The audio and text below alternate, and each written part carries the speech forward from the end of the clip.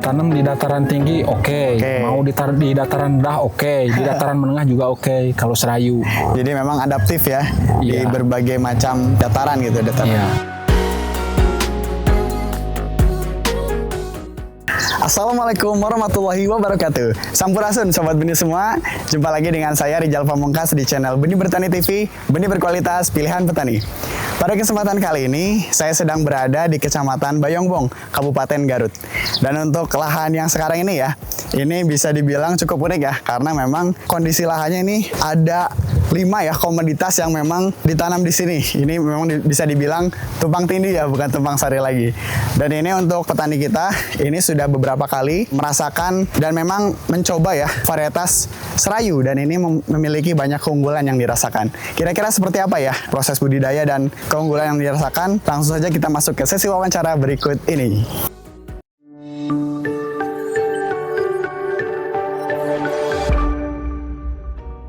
Oke, baik Sobat Benih semua, sampailah kita di sesi wawancara dan alhamdulillah kita sudah bertemu langsung dengan petaninya. Silakan Pak, boleh perkenalan nama dan alamatnya. Iya, siap. Nama saya Kuswara, asal Kabupaten Garut, Kecamatan Bayongbong, Desa Bayongbong.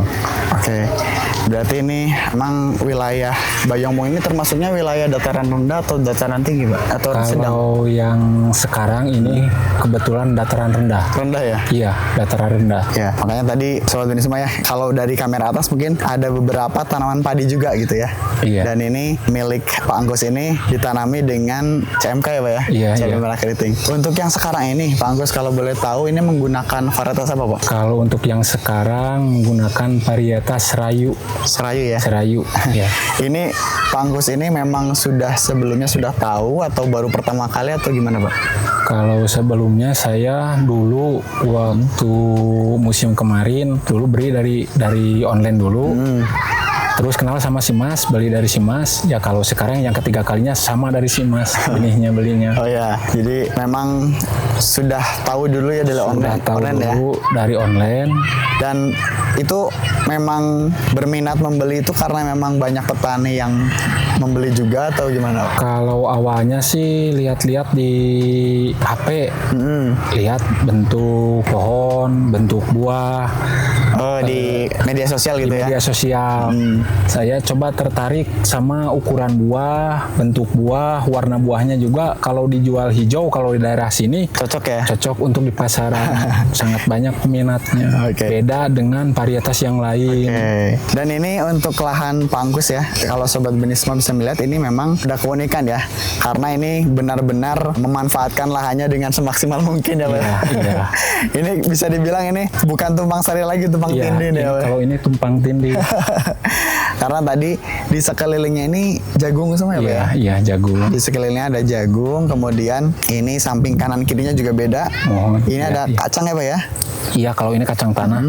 Kalau di Garut disebutnya suuk. Suuk ya. Iya. Yang sana tanaman apa Pak? Kubis. Kubis. Kubis. Oke, jadi memang ada 4 komoditi nih ya. Iya. Cabai merah keriting, jagung, kacang, dan kubis ya. Iya. Jadi memang ini tumpang tindih ya istilahnya mungkin ya. Iya, iya. Nah, kalau boleh tahu Pak, ini awal mula pengolahan lahannya memang ini lahan pribadi atau lahan sewa Pak? Kalau ini lahan sewa. Lahan sewa ya. Iya, lahan sewa. Dan ini awalnya diolahnya mungkin ada campuran media tertentu tidak Pak? Peruntukannya memang sebelumnya ini lahan bekas padi atau gimana Pak? Kalau sebelumnya ini lahan bekas padi, lalu diolah, lalu dikasih pupuk dasar. Oke. Pupuk dasar, terus dikasih bakteri Trichoderma juga dikasih. Oke. Ada kalau pupuk kandang masuk nggak Pak? Masuk. Masuk juga. Masuk juga. Itu kotoran apa Pak? Kotoran hewan, ayam. Ayam. Ayam. Oke, jadi kotoran ayam ya. Dan memang ini mungkin oleh Pak Anggus juga diatur sedemikian rupa supaya bisa mencukupi ya nutrisinya Iya, ya. iya. Ini apalagi banyak komoditas yang ada, tentunya nanti supaya tidak ada persaingan nutrisi gitu ya. Iya. Semua. Jadi harus bisa mencukupi nutrisinya. Nah ini kalau boleh tahu Bang Kus, dari awal tanam sampai dengan mungkin munculnya bunga dan mulai pembuahan, itu bagaimana Pak kesannya setelah mungkin menanam varietas serayu ini? Pertumbuhannya seperti apa yang dirasakan? Kalau untuk serayu ini, kalau yang dirasakan oleh saya ya yang merawatnya, dari mulai semei Ya. sampai vegetatif sampai generatif, serayu kalau di daerah sini sangat cocok. Cocok ya Pak ya? Iya, nggak rewel, nggak rumit. Jadi memang bisa menyesuaikan ya Iya. dengan kondisi lahan. Cepat beradaptasi dengan wilayah. Oke. Mau ditanam di dataran tinggi, oke. Oke. Mau di dataran rendah, oke. Di dataran menengah juga oke. Kalau serayu. Jadi memang adaptif ya di Iya. berbagai macam dataran gitu, dataran. Iya. Dan ini tanahnya juga memang karena memang bekas padi apa ya? Iya, bekas Jadi ini padi. agak unik juga nih ya. Jadi memang ketika hujan ekstrim juga mungkin ini airnya bisa Meluap, tertampung ya? Meluap bisa ya? meluap ya. Kalau ada hujan, dulu hujan agak lebat itu. Iya. So, airnya sampai segini nih. Wah. Jadi cukup Kayaknya. mengkhawatirkan juga kalau Iya. ada Iya. hujan ekstrim ya. Iya. Tapi gimana pas awal-awal tanam sampai sekarang cuacanya bagaimana Pak di sini? Kalau untuk sekarang ya cuacanya nggak dapat diprediksi. Kadang hujan 3 hari berturut-turut. Iya. Kadang kemarau seperti sekarang. Oke. Jadi ya tantangannya juga lumayan. Jadi mungkin ya ini menjadi kekhawatiran juga ya bagi Iya. para petani. Salah satunya ya yang tidak bisa dipungkiri ya dari serangan cuaca, mungkin cuaca yang ekstrim ini berpengaruh juga terhadap pertumbuhan Iya. cabai merah Iya, keriting ini ya Pak ya. Tapi untuk yang setelah mungkin menanam beberapa kali apa ya dari Iya. musim-musim sebelumnya ini sampai dengan sekarang, kira-kira apa ya kriteria tanaman serayu ini cocoknya seperti apa Pak? Memang yang kering atau seperti apa yang cocoknya Pak? Tapi memang kalau ditanam di dataran tinggi, tingkat kelayuannya Ya. hampir tidak ada. Oh tidak ada ya? Hampir tidak ada. Kalau ditanam di dataran tinggi, Oke. di dataran tinggi, di dataran menengah, ayu bosarium hampir tidak ada kecuali di dataran rendah. Masih ada serangan, tapi cuma sedikit. Iya, dan saya juga tidak bisa sepenuhnya ya, di sini memang ada juga ya beberapa tanaman yang terserang kuning juga ya Pak ya. Iya, iya. Dan ada yang layu. Iya. Tapi persentasenya rendah ya Pak ya. Iya, persentasenya rendah. Kira-kira berapa ini Pak yang kena keriting atau layu gini? Paling 2-3% yang kena kuning, sama yang kena layu juga sedikit. Hanya 2-3% ya. 3%, iya. Oke. Itu penyebabnya memang tadi ya dari cuaca. Dari atau- cuaca, pasti dari cuaca. Soalnya kalau hujan terus-menerus, kan air kalau di kebun cabai jangan terlalu banyak air. Iya, iya. Bahkan harus dihindari genangan air. Iya, biasanya Tapi memang. kalau hujan, ya mau dikemanain airnya. Dan memang mungkin ini juga walaupun Pangkus ini sudah mengatur ya irigasinya supaya bahkan bedenganya juga sudah tinggi juga. Iya. Karena mengantisipasi tadi ya Pak ya. Iya. Kalau ada cuaca ekstrim ini seenggaknya nggak banjir banget ya Pak ya. Iya, nggak terendam sampai pangkal Ah, itu tuh, iya. pangkal pohon. Iya, Masih iya. nyisa sedikit. Oke, makanya tadi ada beberapa mungkin yang hanya 2-3% ya yang Iya. terkena layu ataupun kuning. Nah, kalau boleh tahu Pangkus, ini totalnya berapa Pak yang ditanam? Kalau total yang ditanam, kalau hitung-hitungan amplop, pitch sekitar 8. 8 ya? Iya. Tapi memang pasti hitung-hitung tuh sekitar, kalau nggak salah ya tadi saya hitung Iya. 12.000 tanaman lebih ya? Ya sekitar segitu. 12.000 tanaman ya? Iya. Ini petikan pertama sudah dapat berapa Pak? Petikan pertama, petikan hijau dapat 1,5 kintal. 1,5 juta. Ya, petikan kedua sama hijau. Jeda waktu dari petikan pertama ke petikan kedua 15 hari sudah dapat 6 kintal. Wah, dari 1,5 kintal melonjak ya Pak ya? Melonjak, iya. Jadi 6 kintal? Jadi 6 kintal. Oke. Dan permintaan di Kecamatan Bayombong ini bisa jadi lebih suka yang hijau ya Pak ya? Iya, Oke.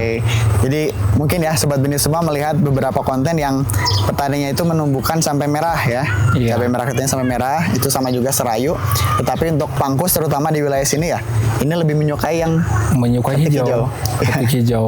Alasannya kenapa Pak mungkin di petik hijau? Kalau petik hijau alasannya satu, panennya cepat, nggak terlalu lama menunggu. Oke. Terus keuntungan yang kedua, kalau petik hijau, jadi si tunas baru munculnya cepet. Oh iya. Tunas baru, buah baru, cepet tumbuhnya. Soalnya nutrisinya yang di bawah nggak keserot sama itu, sama Iya, nggak buat pemasakan si buahnya ya. iya. Karena sebelum matang tuh udah dipetik, jadi untuk lanjutannya ya. Iya. Iya, jadi menyusul. Iya. Oke, ini memang tips juga ya bagi petani CMK yang mungkin boleh jadi di pasaran membutuhkan gitu ya, yang pengepul yang inginnya kondisinya masih hijau. Nah ini Iya. salah satunya itu keunggulannya apa ya? Iya. Jadi bisa secara petikan bertahap gitu ya. Ketika dipetik langsung disusul Iya. pertumbuhan selanjutnya. Iya. Oke, dari hasil buahnya bagaimana Pak?